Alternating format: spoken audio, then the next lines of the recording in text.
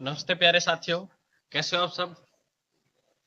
उम्मीद करता हूँ आप सभी स्वस्थ होंगे और पढ़ाई जो है आपकी वो कंटिन्यू जारी है।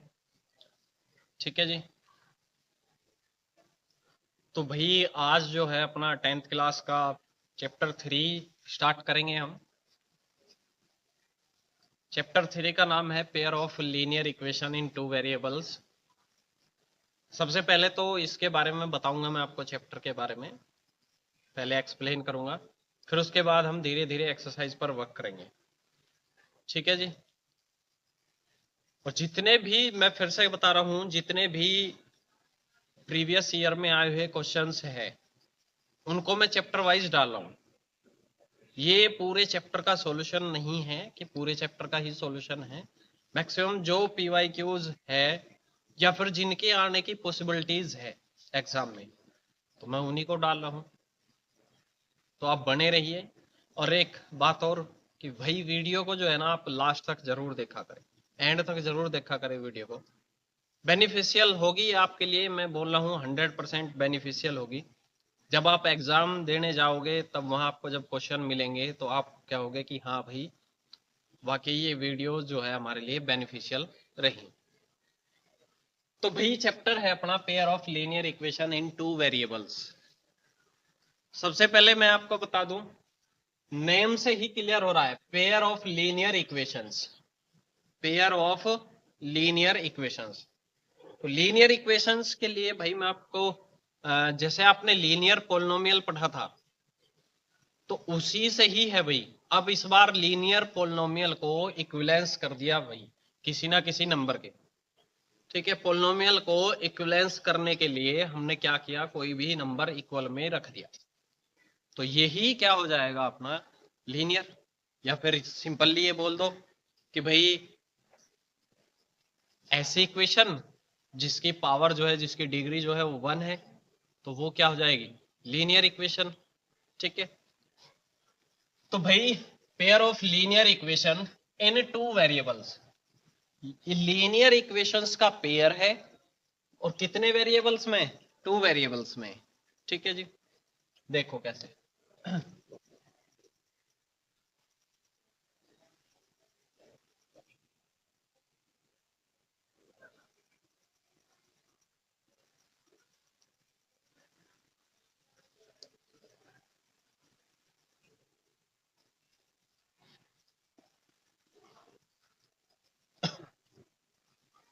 ये पेयर हो गया, ये इक्वेशन आपके लिए हो गई फर्स्ट और ये इक्वेशन आपके लिए हो गई भाई सेकंड। ठीक है जी। तो भाई फर्स्ट इक्वेशन जो है आपकी, इसमें देखिए a1x plus b1y plus c1 equal 0, where a1 b1 c1 is sorry are constant values but x and y are variables। तो भाई इसमें कितने वेरिएबल, एक तो x हो गया और एक y, तो यहां से क्लियरिफाई हुआ टू वेरिएबल्स है। उसके बाद पेयर ऑफ लीनियर इक्वेशन, भाई एक इक्वेशन ये हो गई और इक्वेशन ये हो गई, तो इन दोनों को मिलकर क्या हो गया, पेयर। ठीक है प्यारे साथियों, तो ये हो गया pair of linear equation in two variables. ये इनकी हो गई स्टैंडर्ड फॉर्म।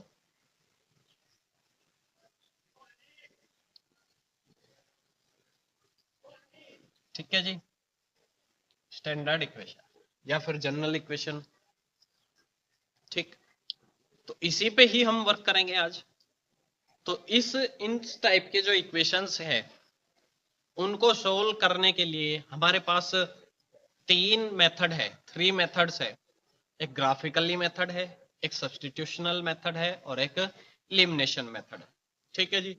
तो सबसे पहले मैं आपको ग्राफिकल जो मेथड है उसको सिखाऊंगा, उसके बाद चलेंगे हम अपने सब्स्टिट्यूशन मेथड पर, फिर उसके बाद एलिमिनेशन पर। ठीक है जी। सॉल्यूशन के तीनों से जो आंसर आएंगे वो सेम ही होंगे। तो किस टाइप से सोल्व करेंगे, तो भाई मान लिया कि कोई भी इक्वेशन दी है हमें, पेयर ऑफ इक्वेशन दिया हुआ है। फॉर एग्जांपल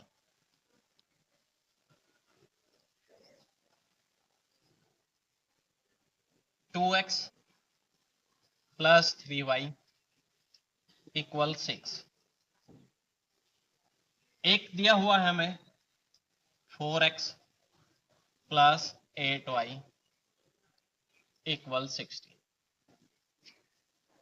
ये पेयर दे दिया लीनियर इक्वेशन का। तो भाई इसको सोल्व करना है। सोल्व क्या करना है, हमें x और y की वैल्यू फाइंड आउट करनी है। x और y की वैल्यू जो है उसको फाइंड आउट करने के लिए हमें सबसे पहले हम यूज करेंगे ग्राफिकल मेथड का।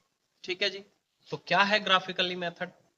चलिए भाई, सबसे पहले हमें क्या करना है, हमें x और y की वैल्यू जो है वो प्लॉट में पॉइंट्सों में फाइंड करनी है। फाइंड करने के बाद उनको हम कार्टेशियन प्लेन पर रिप्रेजेंट करेंगे। रिप्रेजेंट करने के बाद हम ग्राफ, उनके लाइन जो है वो ग्राफिकली रिप्रेजेंट करेंगे। ग्राफिकली रिप्रेजेंट करने के बाद ही अपना सॉल्यूशन आएगा। For equation first,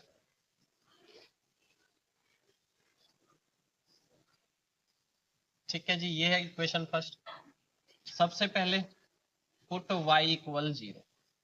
maximum solve करने के लिए आप इसको यूज कर सकते हो कि y इक्वल 0, पहले y इक्वल 0 रखो फिर x इक्वल 0 रखो। तो y इक्वल 0 रखा, ये हो जाएगा 2x plus 3y, that means 3 into 0 equal किसके भाई, 6 के। या फिर 2x इक्वल किसके आ गया भाई, 6 के। x इक्वल कितने आ गया भाई, 3 के। 2 3 जा 6, no doubt. Again put x equal 0, इस बार x इक्वल 0 पुट कर लीजिए। तो भाई x इक्वल 0 जैसे ही पुट करेंगे हम, तो ये अपना हो जाएगा 2 इंटू 0 प्लस 3y इक्वल किसके आ गया भाई, 6। ये 0, y इक्वल कितना आ गया भाई, 2।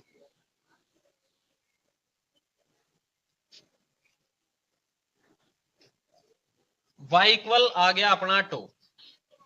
ठीक है जी। अब अपना जो ये इसका एक प्लॉट बन गया, वो बन गया कितना भाई, when x equal 0 then y equal 2, when y equal 0 then x equal 3। अब इसी टाइप से हम ये जो नेक्स्ट इक्वेशन है अपनी सेकंड, इसको लेके चलेंगे। For equation second, for equation second वही प्रोसेस, पुट y इक्वल 0। ठीक है जी, पुट y इक्वल 0। तो y इक्वल 0 रखेंगे, जैसे ही हमने ये y इक्वल 0 रखा इसमें, तो ये हो जाएगा 4x plus 8 into 0 equal 16। Now 4x, ये 0 हो गया, इक्वल किसके आ गया भाई, 16 के। और x इक्वल किसके आ गया भाई, 4 4 जा 16, नो डाउट। नेक्स्ट वही प्रोसेस, बिल्कुल वही टर्म बिल्कुल आप यूज करते चलेंगे। Put x equal 0, then 4 into 0 plus 8y equal किसके आ जाएगा भाई, 16 के। ये 0 हो गया, 8y इक्वल आ गया आपके 16 के। कोई प्रॉब्लम? या फिर y इक्वल आ जाएगा भाई आपका 8 टू जा 60, y की वैल्यू आ गई। ठीक है जी। इस इक्वेशन के लिए अगर हम प्लॉट की बात करें तो क्या क्या आ जाएंगे पॉइंट्स की। अगर बात करें तो भाई इनको ऐसे रिप्रेजेंट कर लो, ये x की वैल्यू और ये y की वैल्यू। वहन y इक्वल 0, x की वैल्यू क्या आई थी भाई, 3। जब x इक्वल 0 है तो y की वैल्यू क्या आई थी भाई अपनी, 2। इसके लिए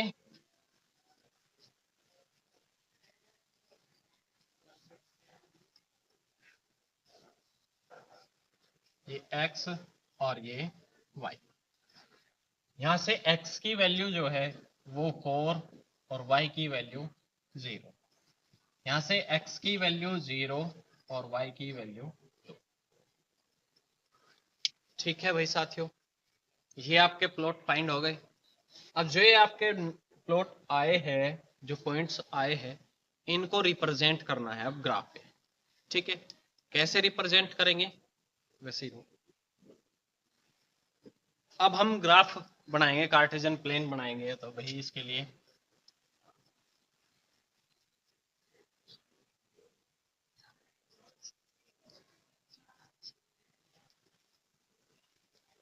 ये भाई आपकी x एक्सिस और ये y एक्सिस और ये आपका ओरिजिन पॉइंट हो गया 0 0।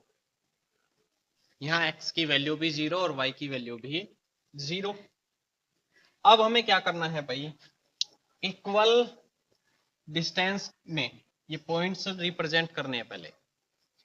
ठीक है, तो x के लिए भाई जो भी अपने पास आप इक्विपमेंट्स ले रहे हो तो उसी के अकॉर्डिंग आप रिप्रेजेंट कर लेना। तो भाई ये आ गया 1 2 3 4 5। आप अपनी रिक्वायरमेंट के अकॉर्डिंग जैसा भी आपको रिक्वायरमेंट है, मान लिया कि अब तो हमें यहाँ पे 1 2 3 4 करके ही अपनी रिक्वायरमेंट पूरी हो रही है। कहीं आपको अगर 5 10 15 20 इस टाइप से भी पॉइंट्स लेने पड़ गए तो आप ले सकते हो।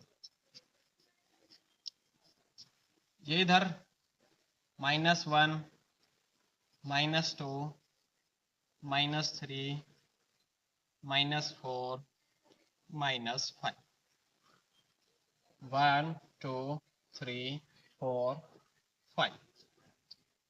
ऐसे ही इधर आप 1 2 3 4 और 5 1 2 3 4 5 -1 -2 -3 -4 -5। फर्स्टली हमें पॉइंट रिप्रेजेंट करना है अपना 4 0।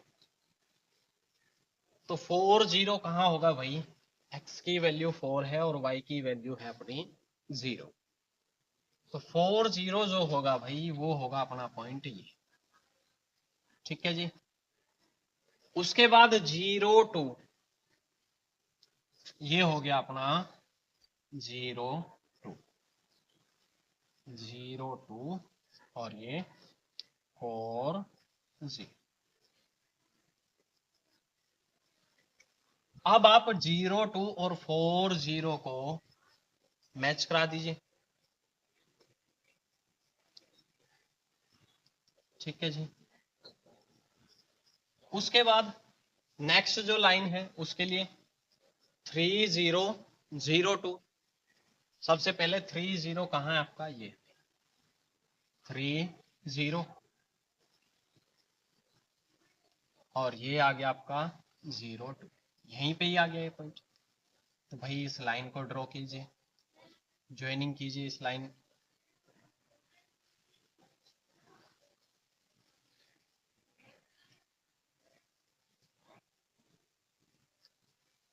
ये हमने ज्वाइनिंग करा दिया। तो भाई अपनी लाइन जो है वो यहाँ पे इंटरसेक्ट कर रही है ये।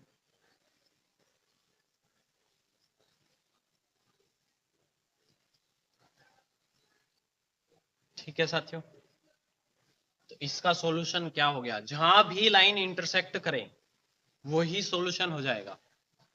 तो यही ये इंटरसेक्ट कर रही है, तो भैया आपका सॉल्यूशन हो जाएगा 0 2। दैट मीन्स x की वैल्यू 0 और y की वैल्यू 2। ठीक है जी, ये तो था ग्राफिकली रिप्रेजेंटेशन, ग्राफिकली मेथड जो आप यूज करना चाहते हो। ठीक है जी, इस टाइप से आप कोई भी क्वेश्चन करके देखना ग्राफिकली मेथड से। ठीक है जी, अब आपके जो ये लाइंस है इनके रेशोज लेके आपको सॉल्यूशन जो है डायरेक्टली भी आप बता सकते हो कि लाइन की जो प्रॉपर्टी है वो किस टाइप की है। ठीक है, उसके लिए मैं आपको बता रहा हूं, हमें यहां से रेशियो फाइंड करने होंगे। भाई यहाँ से ये लाइन है, ये दोनों पेयर है अपना, यहाँ पे कंपैरिजन A1 अपॉन A2, ठीक है जी। उसके बाद हमने फाइंड किया B1 अपॉन B2, उसके बाद फाइंड किया हमने C1 अपॉन C, ये फाइंड कर लिया। अगर आपका A1 upon A2 is not equal to B1 upon B2, ये यहाँ कुछ भी हो सकता है, इज नॉट इक्वल भी हो सकता है और इक्वल भी हो सकता है, ये आपका इक्वल भी हो सकता है और डज नॉट इक्वल भी हो सकता है। तो ये जो लाइन है इसका ग्राफिकली जो रिप्रेजेंटेशन होगा ये हो जाएगा भाई इंटरसेक्टिंग। दैट मीन्स ये लाइन जो है इंटरसेक्ट करेगी एक दूसरे को। जैसे ये हमने सॉल्यूशन किया था लास्ट इक्वेशन में कि भाई 0 2 पे इंटरसेक्ट कर रही है, तो वो इंटरसेक्शन पॉइंट हो जाएगा। तो लाइन जो है उसी टाइप से इंटरसेक्ट करेगी। दैट मीन्स आपकी लाइन जो है वो एक ही जगह इंटरसेक्ट कर रही है, तो भाई उसी का सॉल्यूशन निकलेगा। उसके लिए अगर मैं आपको एल्जेब्रिक इंटरप्रिटेशन बताने लगूं इसका, तो भाई हैज वन सॉल्यूशन, जैसे आपको दिखाया था क्वेश्चन में करके 0 2 आया था, वन सॉल्यूशन। उसके बाद अगर आपके ये जो रेशियोज है ये आ गया भाई A1 upon A2 equal B1 upon B2 equal C1 upon C2, ठीक है। तो भाई ग्राफिकली जो रिप्रेजेंटेशन है वो क्या हो जाएगा आपका, कोइंसिडेंट हो जाएगा।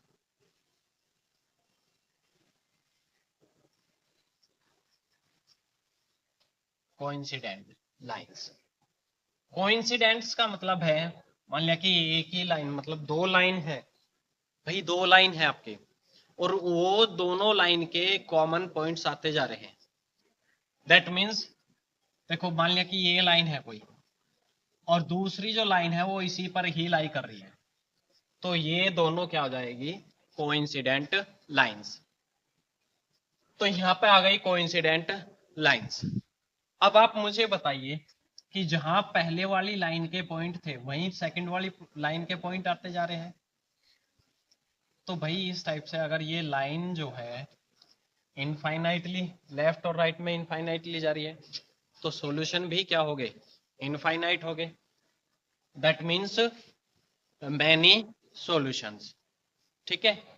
तो भाई अगर एल्जेब्रिक इंटरप्रिटेशन की बात की जाए तो ये हो जाएगा है मैनी सॉल्यूशन, और यहाँ पे unique solution.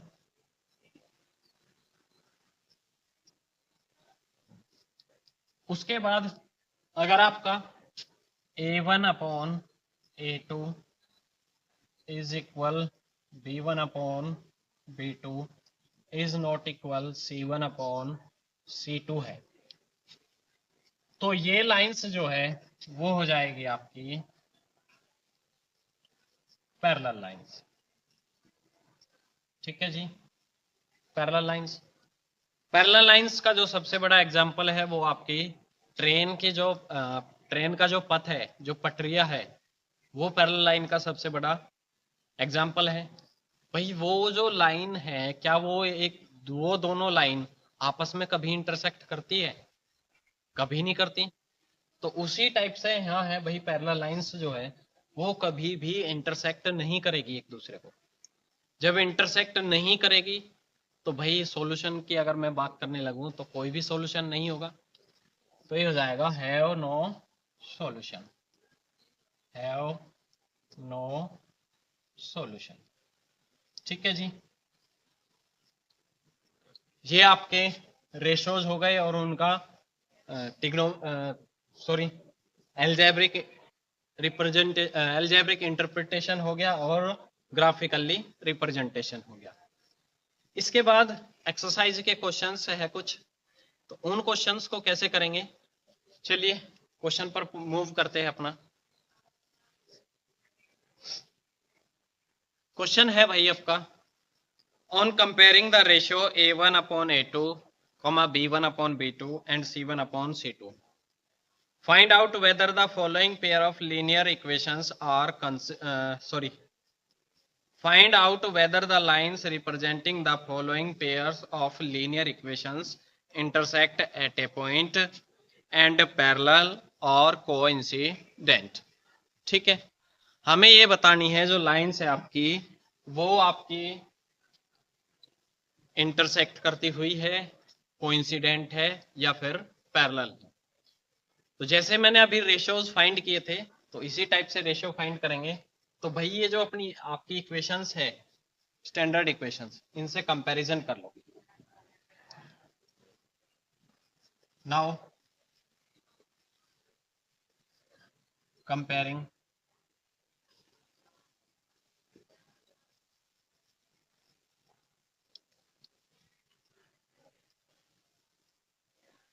by a1x plus b1y plus c1 equal 0 and a2x plus b2y plus c2 equal 0 from equation first and second respectively।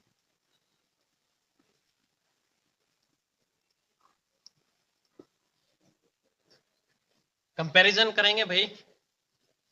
तो कंपैरिजन करने के लिए आपको सबसे पहले जो है क्या करना होगा, ये 5 है राइट साइड में, जैसे ही इसको इधर ट्रांसपोजिशन करोगे तो प्लस का है, तो इधर जाके क्या हो जाएगा, ये माइनस का हो जाएगा। फिर उसके बाद ये जो है यहाँ 7 प्लस का है, इधर जाके ट्रांसपोजिशन करते ही क्या हो गया, माइनस के हो गया। अब इसी की फॉर्म क्या आ गई है इक्वेशन। तो भाई यहाँ से a1 b1 और c1 की वैल्यू आ जाएगी। a1 इक्वल कितना आ गया भाई 3, b1 इक्वल आ गया 2 एंड c1 इक्वल आ गया भाई -5। विद साइन लेने हैं हमें ये नंबर, क्योंकि भाई ये जो इनके सामने साइन लगा होता है वो इन्हीं नंबर का अधिकार होता है। ठीक है, now a2 equal to b2 equal -3 and c2 equal -7। अब आप रेशो फाइंड कीजिए, रेशो a1 रेशो a2, तो क्या आ गया भाई 3/2, b1 रेशो b2, ये आ गया आपका 2/-3 एंड c1 रेशो c2, ये आ गया आपका -5/-7। माइनस से माइनस कैंसिल आउट कर सकते हो आप। तो जो रेशो आया वो अपना ये आ गया 3/2, 2/-3, 5/7। क्या तीनों रेशो सेम है? नहीं है। तो यहाँ पे आप लिख दोगे a1/a2 is not equal to b1/b2 is not equal to c1/c2। ठीक है जी। तो भाई अब आप देखोगे यहाँ पे इक्वल नहीं है तीनों भी, तीनों रेशो जो है वो सेम नहीं है।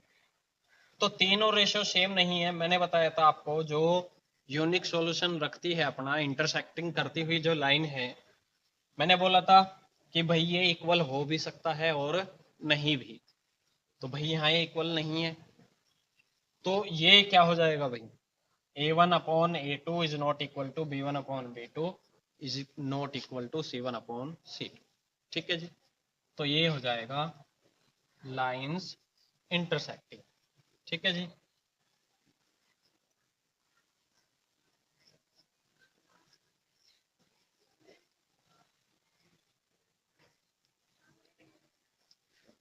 लाइंस इंटरसेक्ट करती हुई लाइन है। बाकी जो और नेक्स्ट क्वेश्चन है इसके, वो भी आप इसी टाइप से कर लोगे। किसी भी क्वेश्चन में अगर आपको डाउट होगा तो वीडियो के कमेंट बॉक्स में आप कमेंट कर देना।